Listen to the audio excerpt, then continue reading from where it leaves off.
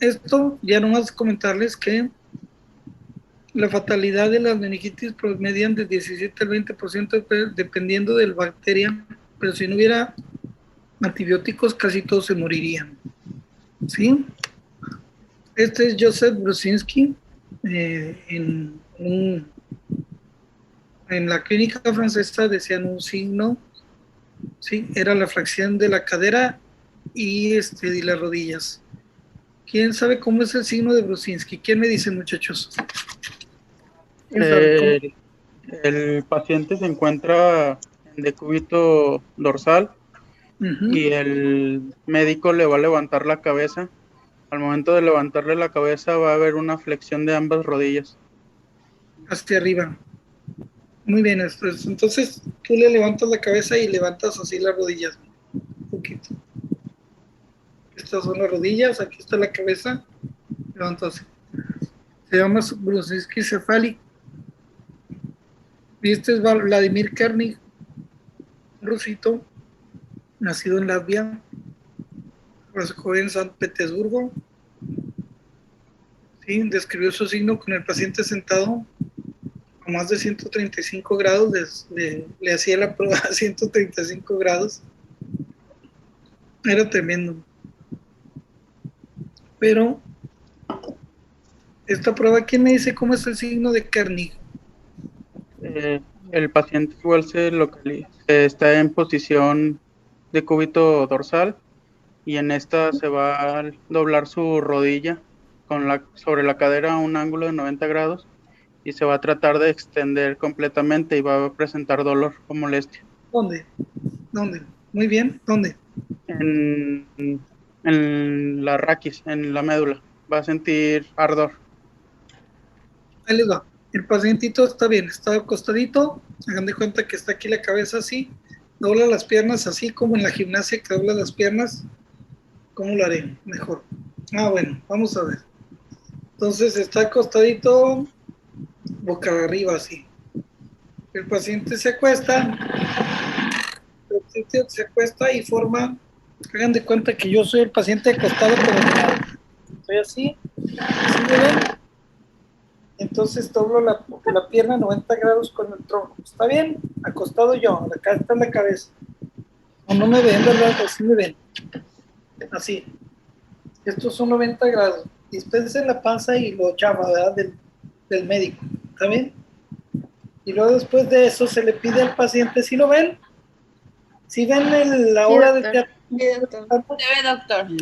pues ya no pueden extender la pierna así y se produce un dolor aquí muy fuerte, aquí en el muslo muy fuerte, en la parte posterior del muslo.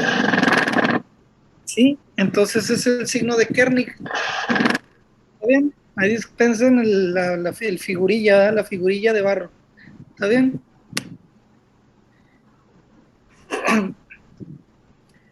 ¿Cómo hemos dicho que es un líquido normal? Tengo una diapositiva mejor que esta, donde vamos a trabajar sobre ello, pero normalmente el líquido dijimos que era transparente, con una presión de apertura de 10 a 20 centímetros de agua. Leucocitos deben ser menos de 5. Las células que hay son generalmente linfocitos. Aquí dice no es cierto eso. Las proteínas deben ser menos de 400 miligramos por litro o 40 miligramos por decilitro. Eh, Aquí es milimoles la glucosa. Pueden ser 2/3 de la glucosa normal. Perdón. Sí, esta es la glucosa más o menos está en rango de el punto 66, o sea, 2/3 más o menos, por ahí. Lo más importante es destacar las bacterianas y las virales. En las bacterianas, vimos ayer que el líquido cefalorraquídeo se hacía muy turbio, la presión está aumentada a más de 20 centímetros de agua. ¿Cómo lo hacen el paciente? ¿Saben cómo se pone el paciente para hacerle una punción lumbar, muchachos? ¿Quién nos dice? Eh, puede ser sentado o acostado, pero encorvado flexionado su abdomen sobre su rodilla, hacia adelante. Todo flexionado, sí hecho conchita, ¿verdad? Se acuesta el paciente, ¿no? Se acuesta y ¿qué referencia tomas para hacerle la punción lumbar? El espacio entre L4 y L3. Más o menos L3 por ahí. Tocando las crestas ilíacas, tomas una línea media, ves la espina, estando el paciente acostado en la cama así, en la cama, cabecita metida, les dices que agarren así sus rodillas y se hacen bien, se flexionan se hace muy como convexa la espalda, circular, lo más flexiona posible metiendo la barriga en el tórax. Entonces se agarran las crestas ilíacas, se toma una línea media, se hace la tinción, se hace la limpieza, 2 centímetros de conisodine, 2 minutos haciendo limpieza, se deja secar el isodine, no se limpia, ya cuando se seca es cuando se toca, la hace palpación con las espinas, apófisis espinosas de las vértebras y entra uno en la línea señalando más o menos al ombligo o hacia arriba y debe entrar entre los espacios y luego se siente que cuando uno entra rompe una membranita, como si fuera a partir una cebolla, uno le pone una gotita de agua en la aguja porque la aguja la estás metiendo prácticamente así como agarras a la aguja y la estás metiendo con tus deditos así, la estás dirigiendo y entonces le pones una gotita de agua. Cuando se absorbe quiere decir que estás en el espacio entre la dura madre y la aracnoides, que es vacío, y chupa la gotita y ya lo metes un poquitito más y empieza a gotear. ¿Está bien? Entonces ahí haces la presión. Cuando empieza a salir la gotita metes un tornillito, imagínense que esta es la espalda del paciente y ya quedó la aguja ya insertada, está la agujita aquí, metes un tornillito que tiene un tubito con agua, si se sube más de 20 centímetros está aumentada la presión. Entonces normalmente la presión en las bacterianas está aumentada más de 20 centímetros, las concentraciones más de 100 o más de 200, ¿sí? Células, hay unas reglas de oro que se llaman, pero han cambiado según esto. Si son bacterianas, son neutrófilos generalmente y aumentan mucho las proteínas, más de 1 gramo o 100 miligramos por decilitro. Entonces, y en cambio las virales son generalmente transparentes, normales, la presión, generalmente elevados, pero menos de 1000. Pero fíjense cómo es difícil, los leucos, es difícil que las virales andan arriba de 1000, pero no es una regla, eso no es muy importante. Lo más importante es que veas linfocitos y generalmente la glucosa está normal o ligeramente baja y el cambio aquí siempre se consume. ¿Está bien? Aquí meten otra causa de meningitis que no es aguda, es subaguda, que se llama meningitis tuberculosa. Esta produce muchas proteínas, mucha proteína, y hay mucho linfocito, pero bueno, ok. Entonces cuando nosotros tenemos, muchachos, una enfermedad como la meningitis, tenemos datos locales de la meninge, que es lo primero que se enferma. Entonces vemos signos de rigidez de nuca, se presenta el Brusinski, el Kanick, el Linda, que el paciente está acostado, le haces así, lo giras hacia un lado y le duele, levanta este hombro, siguiendo para evitar que le duela, le giras para el otro lado al paciente la cabecita y se levanta el hombro que queda detrás. Ese es el síndrome meningio. ¿Por qué se llama síndromes? Dice síndromes asociados a la meningitis. Un paciente puede tener por clínica 3 datos clínicos que decíamos básicamente. El paciente tiene alteración neurológica, fiebre y puede tener rigidez de nuca, básicamente. Pero se pueden juntar muchos más datos, pero también se ha visto que esos 3 datos básicos se presentan en menos del 40% de los casos, o sea que uno tiene que tener una sospecha diagnóstica clínica, ser un clínico perrón, ¿no? Si nosotros recordamos las meninges, pues se envuelven al cerebro, entonces si la meninge está inflamada, produces datos meningios, no en el 100%, pero se presentan estos datos. Antes cuando los pacientes iban al médico muy tarde, la gente era muy displicente, pues encontraban muchos datos de esto, pero si la medicina es temprana como se requiere hoy, pues no encuentras tanta frecuencia de estos datos clínicos. Abajo de las meninges en la pía madre está el encéfalo, entonces generalmente las meningitis son meningoencefalitis y las encefalitis producen alteraciones neurológicas. ¿Cuáles son de lo más importante? La escala de Glasgow alterada. ¿Quién me recuerda qué se mide en la escala de Glasgow? ¿Quién me dice? El estado de conciencia. Carlitos, a ver, Carlitos. El nivel de conciencia.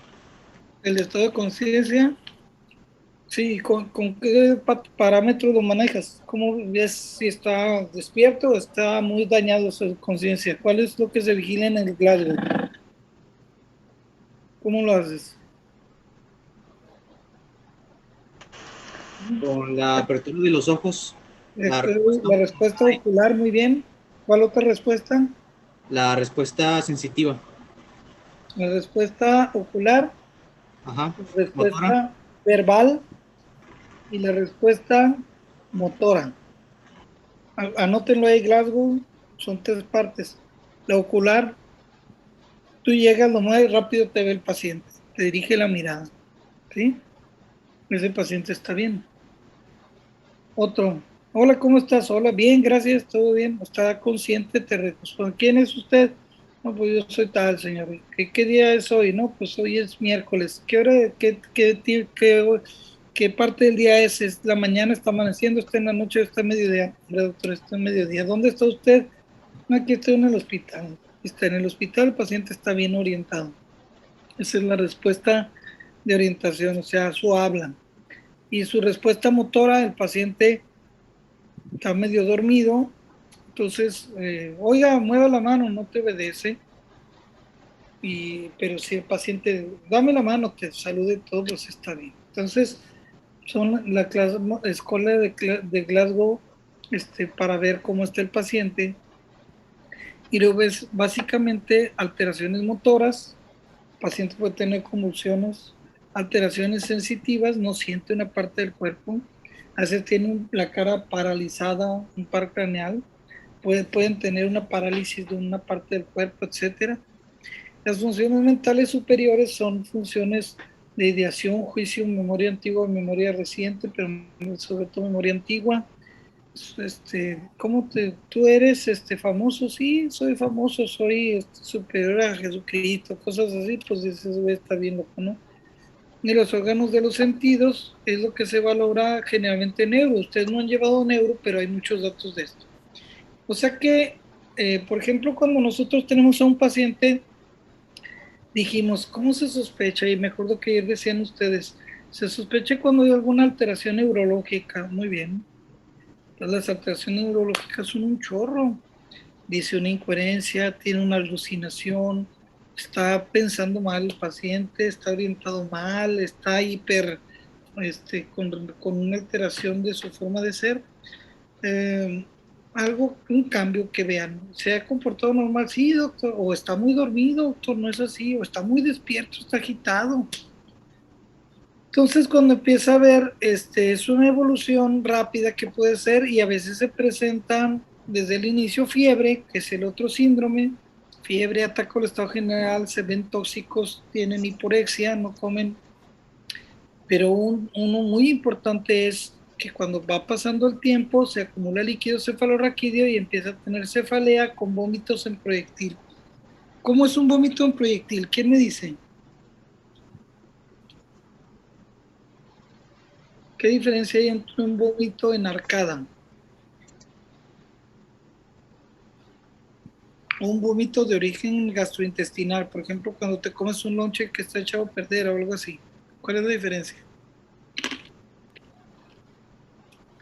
Bueno, tengo entendido.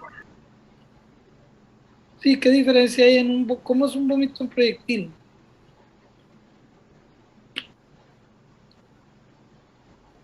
A ver, Michelle. Pues se supone que el contenido que se va a expulsar es muy violento. O sea, Excelente. Y no te tienes que ir así, ¡ugh! Como que te duele la panza.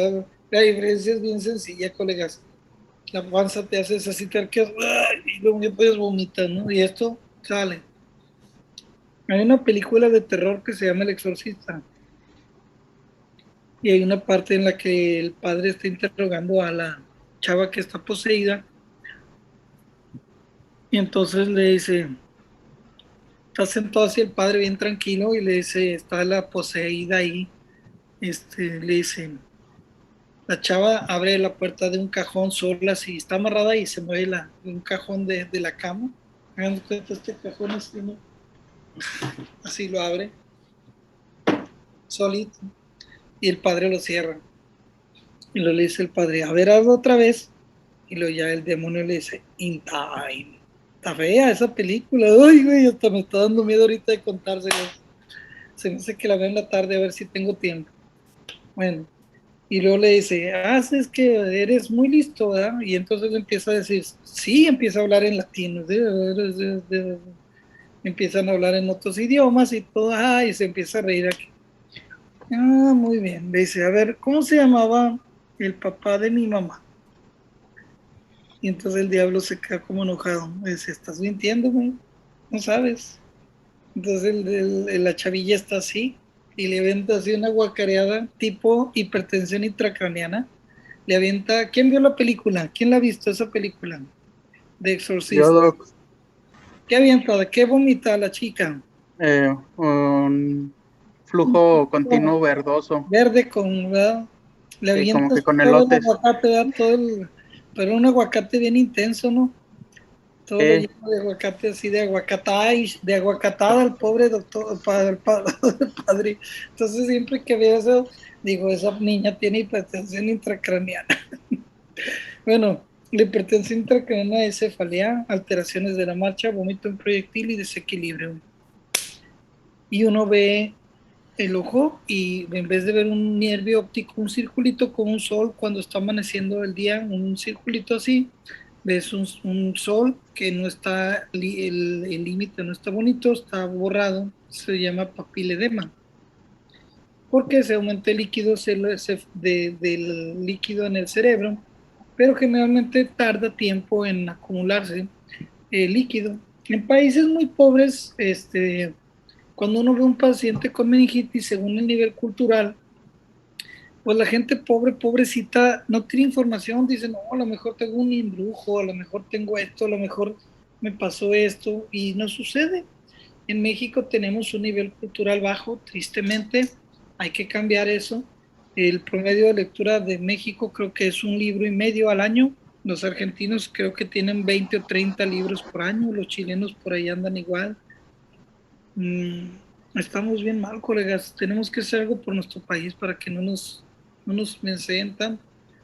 Aunque no por leer se te quitan las cosas, la forma de pensar de una manera libre. Lo vemos hoy con nuestras autoridades sanitarias, con lo que está pasando. Se están peleando por 250 vacunas que han pedido los niños que tienen cáncer o que tienen enfermedades serias y le hacen de todo y están regalando 300,000 vacunas a otros países. Están perdidos, ¿no? Primero es México y después los demás. Entonces, si yo les pregunto alguna vez, dime síndromes asociados, entonces ustedes me van a dar síndromes asociados, datos de síndromes asociados.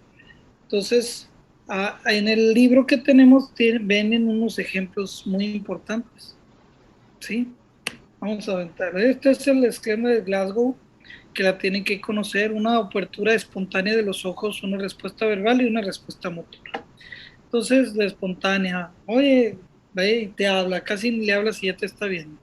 Le hablas a los, solo, oye, y abre los ojos, pero no los cierra. responde al dolor, o sea, abre los ojos, haces un pellizco, antes tenías forma de picarle con una agujita, pero lo sangran los pacientes y te pueden demandar hoy la gente. No, querían matar a mi hijo, querían matar a mi paciente, ¿verdad? Y cuando no abre los ojos tiene uno. El paciente le dices, oye, ¿cómo estás? ¿Cómo te sientes? No, bien, doctora, toda madre, aquí estoy en la casa y todo. Estoy en el hospital, me trajeron porque me den malo. Pues quiere decir que está orientado, pero si no tiene respuesta, tiene uno, va sumando puntos, uno. Y luego la respuesta motora, pues, se obedece los comandos, levanta la mano, levanta, ahora la otra, bien. Si localiza al dolor más o menos, si se separa del dolor, o sea, si se flexiona el dolor así, flexión, sí, ¿sí? Pero si se estira así, extensión al dolor con esta forma que se llama postura de cerebración, este es de corticación y este es del cerebrado, el paciente está en dos y no hay respuesta motora, está todo ya así, pues ese vato está 1, 1 y 1, tienes 3 puntos. Si tu escala es 3, ¿sí? Si tienes menos de 8, tienes daño cerebral severo, ¿sí? Si estás en 3, tienes 85 probabilidad por ciento de que no regreses para arriba. Si tienes si tienes 15, si te cuidas bien no vas a bajar en el 85% de los casos. Estas escalas se inventó sobre todo para los que tenían traumatismo craneoencefálico. ¿Cuál es la etiología de la meningitis bacteriana aguda? Pues bueno, de la meningitis en general en la comunidad es la aguda es viral o bacteriana, pero de las bacterianas, ¿quién me dice cuál es el bicho más común? Streptococcus neumonía. Neumonía, muy bien. Nuestro tocón con neumonía sigue siendo el más malandro. Aquí está en la comunidad. La Neisseria meningitis en algunas partes, la listeria en algunas personas. No sé por qué no avanzó. Streptococcus pneumoniae sigue generalmente un oído de los oídos, de los senos paranasales, de la infección de pulmón y casi todos llegan por la vía sanguínea. Ahorita lo vamos a ver. Neisseria meningitis, colonización de la faringe, algunos están asociados con defectos del complemento, lo que pasa en otros países. En México no tenemos defectos del complemento. La histeria inmunocitógena se da en inmunocomprometidos neonatos, pacientes con cáncer y cuando se comen algunas salchichas no bien refrigeradas. Hemófilos influenza fue muy común, pero ahora con la vacunación de hemófilos es muy rara verla. Y en neonatos desarrollan por gram negativos. ¿Por qué los neonatos desarrollan meningitis por gram negativos? ¿Quién me dice, muchachos? Porque están en el hospital. Más o menos, Carlitos, sí. Es porque los adquieren en el canal de parto, ¿no? Ándale, ¿qué les pasa? En el canal de parto a veces se rascan su piel y no tienen bien su sistema inmune, hacen una infección leve con bacterias gram negativas, que hay mucha en el canal del parto cerca de la colita de la mujer. Y entonces hacen una meningitis, entonces les das generalmente tratamiento con cloranfenicol que le pega a los gram negativos o ampicilina o algo así. ¿Sí? Entonces, por eso son importantes esas conocer. Las nosocomiales son generalmente cuando a un paciente le abres, lo operas, ¿sí? Después de neurocirugía, ponerle una ventriculostomía y son estafilococos y gram positivos y gram negativos. Los que hay en el hospital hay todo, pero generalmente la flora de la piel sigue predominando. Estos son los más comunes, colegas, de las bacterianas, ¿sí? La epidemiología, por ejemplo, es más frecuente en personas viejitas, sobre todo aquí en la vacunación. Nosotros, este es el cinturón de la meningitis se le llama así en África. Estas personas tienen mucha eficiencia en complemento para hacer el complejo de ataque a membrana. ¿Me recuerdan qué es el complejo de ataque a membrana, muchachos? Es el MAC. Uh-huh. A todas las subunidades que forman poros. ¿De qué complemento anda ahí metido en el complejo de ataque a membrana? Del 6 al 9. Por ahí, muy bien, excelente. Y le pega a los encapsulados Entonces haces un complejo de traje membrana y te liberas. Miren muchachos, la vacunación es algo hermosísimo. Si alguien de nosotros que sea antivacunas, ha perdido. Miren, estas son personas elegibles para vacunación. Este es el efecto en la incidencia de la meningitis por el serotipo C en Holanda. Y todos los morrillos que eran vacunados recibiendo simplemente una vacunación contra el serotipo T en el verano del 2002. Fíjense cómo se vacuna esto y los casos no solo disminuyen así de una manera drástica, frecuente, tremenda, sino que a los que no se vacunaron también les disminuye la casuística, más a los que se vacunaron que están en rojos, les baja la casuística, pero a los no vacunados también. ¿Por qué? Porque una persona que ya no se enferma, ya no contagia, entonces aquí estos son los únicos enfermos, ya van bajando, pasa el tiempo, sigues haciendo las campañas y con los años vas viendo que la mayoría de los eventos de enfermedad son en los no vacunados, ¿sí? Esta es una prueba epidemiológica para decirle a Gatell que es un idiota, ¿sí? ¿Por qué? Porque si estás vacunando a tus pacientes, como nos falta mucha vacunación, pues tu vacuna para que no sigas con tus olas, y pues tienes antes de que llegue la cepa Mu, que escapa la cepa colombiana que acaba de surgir hace unos días, y que viene probablemente y que va a escapar a las vacunas que tenemos. Entonces, eso de andar regalando a otros países nomás, y sobre todo sus ideologías, ¿verdad? Países con ideología similar, estamos perdidos, colegas, estamos perdidos. ¿Cuál es la patogénesis? Bueno, generalmente es una enfermedad que va por la sangre, ¿sí? Y llegan al espacio subaracnoideo y aquí vienen. Entonces se coloniza la nasofaringe, va a la sangre por los defectos de la placa, de la lámina cribiforme. En la otitis media por la sangre o llegan a ser un absceso cerebral. En la sinusitis un absceso cerebral a las meninges. En la infección por la sangre, en la endocarditis por la sangre, un tracto gastrointestinal infectado por la sangre. ¿Está bien? Entonces no olviden pues que generalmente son hematógenas en origen. Son estos los sitios más importantes. Ayer ustedes dijeron pulmonar, la de corazón, la sinusitis, una otitis media, lo dijimos, colonización en la nasofaringe y llegan casi todas por la sangre. Pero también puede ser por, les digo, le operen a ustedes porque trae usted una lesión, un hematoma, se pegó y le van a sacar la sangre que le quedó ahí en el cerebro. Bueno, ok. Entonces es lo mismo, ya no lo vamos a repetir. Y nomás les quiero poner esto. Miren los genes, los TLRs. Los TLRs más importantes son el 2 y el 4 que responden a los de las bacterias y vean dónde se localizan el TLR 1, 2, 4, 5 y 6. Son células de superficie y reconocen bacterial y productos fúngicos, mientras que los TLR 3, 7, 8 y 9 residen en los endosomas intracelulares y se especializan en la detección de patógenos en sus ácidos nucleares. Las células de microglia que sustentan a las neuronas expresan todos los TLR de la microglia, los astrocitos. La microglia es lo que sostiene a nuestras neuronas, es el tejido sostén. Los astrocitos también ayudan, como eso, expresan TLR 2, 3 y 9. Pero nuestras neuronas, colegas, bendito sea Dios, expresan TLR 3, 7, 8 y 9, no el 2 ni el 4.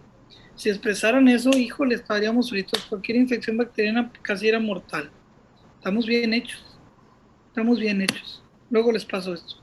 Entonces aquí vienen lo que es la barrera hematoencefálica para Streptococcus pneumoniae, cómo pasan por las vías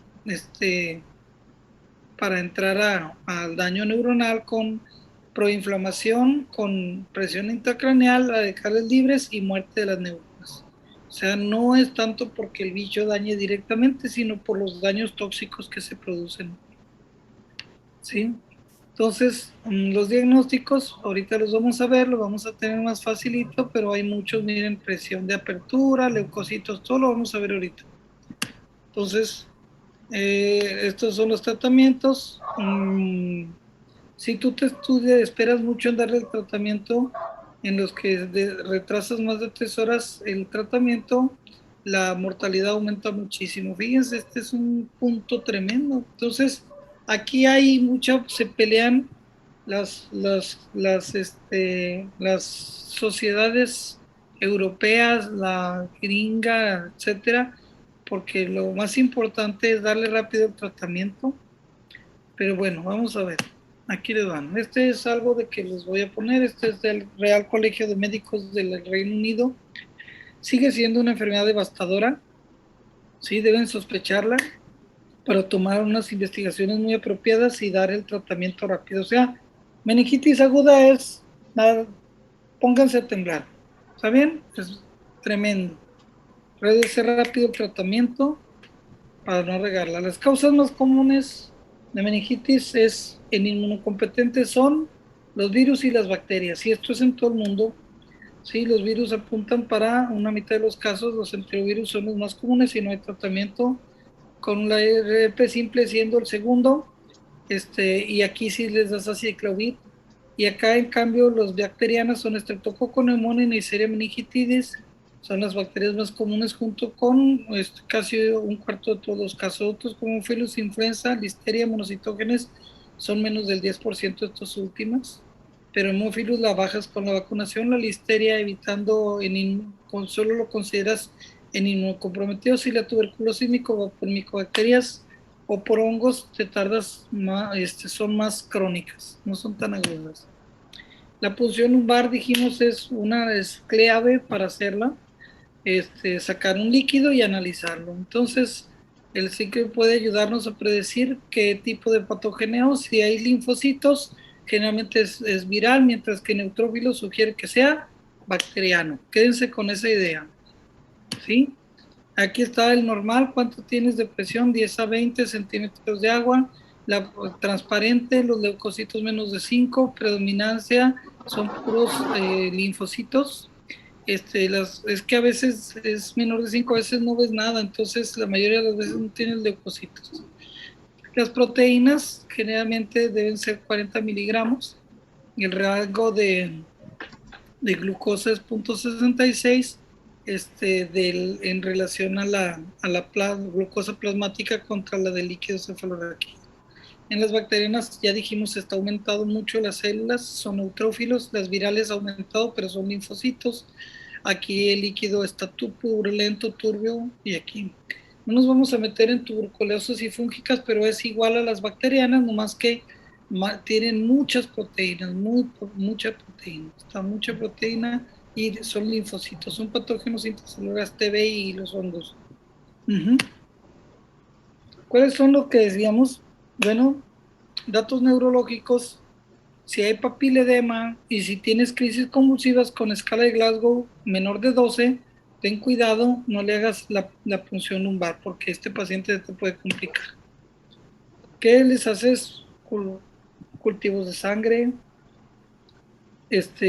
una biometría completa, se llama urea, creatinina, electrolitos, pruebas de función hepáticas, todo, procalcitonina, PCR para meningococo y para neumococo. Fíjense cómo ellos ponen primero meningococo, nosotros lo pondríamos hasta después.